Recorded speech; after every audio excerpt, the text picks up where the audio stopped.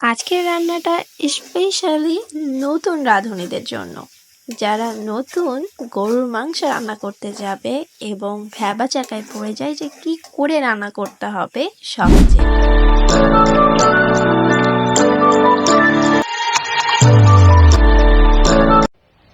Assalamu alaikum viewers, welcome to my channel Dubait's Cooking Gallery. প্রিয় দর্শক, আশা করছি আপনারা সবাই আল্লাহর রহমতে ভালো আছেন। আজকে করে দেখাবো আলু দিয়ে গরুর মাংসের রেসিপি, তাও আবার খুব সহজ পদ্ধতিতেই। এইখানটায় চর্বি হাড্ডি সহ মাংস নিয়ে নিয়েছি 1 কেজি পরিমাণ। চুলায় একটি পাত্র বসিয়ে দিয়েছি এবং তেল দিয়ে দিচ্ছি পরিমাণ মতো, অথবা 3 টেবিল চামচ। ঘরে থাকা উপকরণ দিয়ে মাংসটা রান্না করে নিব এবং খেতে হবে সেই রকম স্বাদ। বাইরের কোনো উপকরণই এখানে এক্সট্রাভাবে অ্যাড করতে হবে না। তেল গরম হয়ে আসলেই দিয়ে দিচ্ছি পেঁয়াজ কুচি 1 কাপ পরিমাণ। আমরা তো সবাই জানি মাংসের জন্য আলাদাভাবে পেঁয়াজের স্লাইস করতে হয়। এই মুহূর্তে পেঁয়াজগুলো হালকা লালচে হয়ে আসা পর্যন্ত ভেজে নেব। মোট কথা পেঁয়াজটা নাড়তে নাড়তেই দেখবেন যে হালকাভাবে নরম হয়ে আসছে। দেখেন যে পেঁয়াজের কালার কিন্তু অলরেডি চেঞ্জ হয়ে গেছে।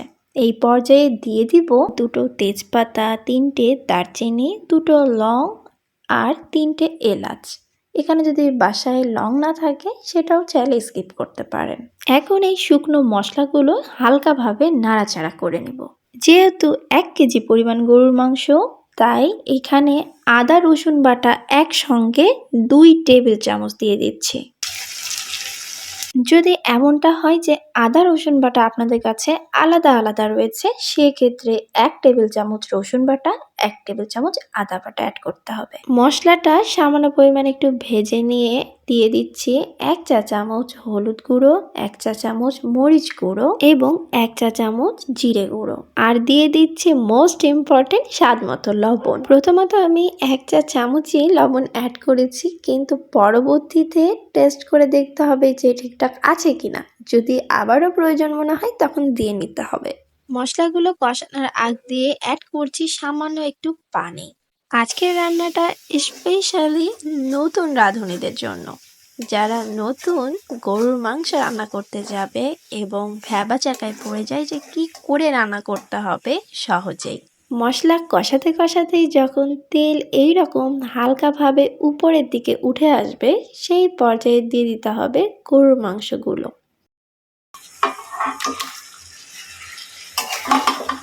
পাঁচ মিনিট যাবত মাংসগুলো ভালো মতো মশলাগুলোর সাথে ভুনে নেব। আর এইখানে আমি এখন পর্যন্ত কোনো পানি অ্যাড করিনি। এছাড়াও আরও একটা ফ্লেভার আসার জন্য এইখানটায় আমি অ্যাড করে নিচ্ছি কয়েকটি কাঁচামরিচ ফালি। এইখানটায় কাঁচামরিচের পরিমাণ আপনারা আপনাদের স্বাদ অনুযায়ী বাড়িয়ে কমিয়ে নিতে পারেন। কাঁচামরিচ দেওয়ার ফলে কিন্তু মাংসের মধ্যে আলাদা রকম একটা স্মেল আসে।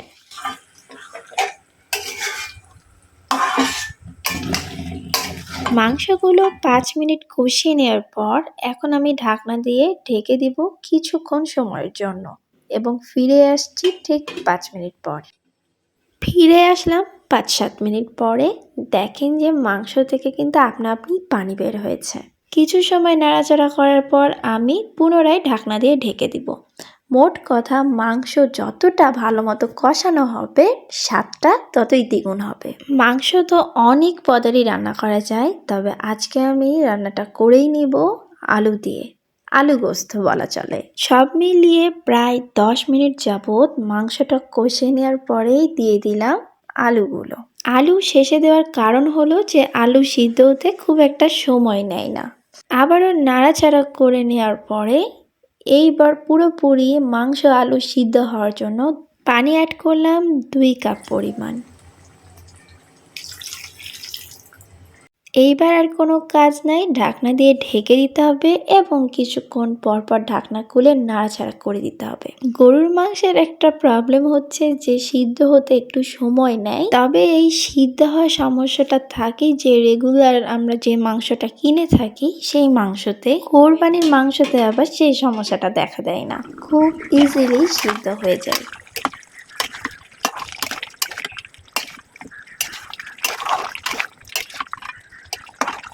ঢাকনা খুলে আমি নাড়াচাড়া করে দিয়েছি 2 বারের মতো।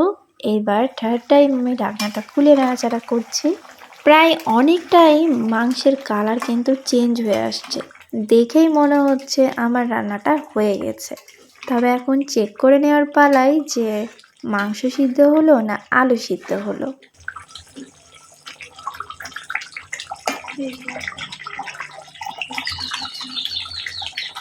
দেখেন আলুগুলো কিন্তু সুন্দর মতো সিদ্ধ হয়ে গেছে।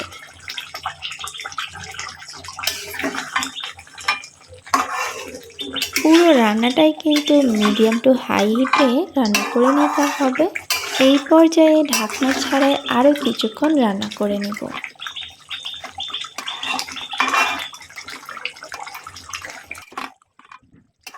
মাংসের মধ্যে যখন তেল উপরে উঠে আসবে সেই পর্যায়ে ভেবে নিতে হবে যে মাংস রান্না করাটা কমপ্লিট। ঘরে থাকা উপকরণ দিয়েই রান্না করে ফেললাম গরু মাংসের রেসিপি। মাংস রান্নাটা খুবই সহজ, শুধু একটু সময় নিয়ে রান্নাটা করে নিতে হবে। নতুন রাঁধুনিরা রান্না করে দেখবেন এবং খেতে কেমন হয়েছে তা অবশ্যই কমেন্ট বক্সে কমেন্ট করে জানাবেন। সবাইকে ধন্যবাদ জানিয়ে আজ তাহলে বিদায় নিচ্ছি। ভালো থাকবেন সবাই এবং আরও নিত্য নতুন রেসিপি পেতে ইউটিউব চ্যানেলটা সাবস্ক্রাইব করে পাশে থাকা বেল আইকনটি প্রেস করে সাথে থাকুন। আল্লাহ হাফেজ।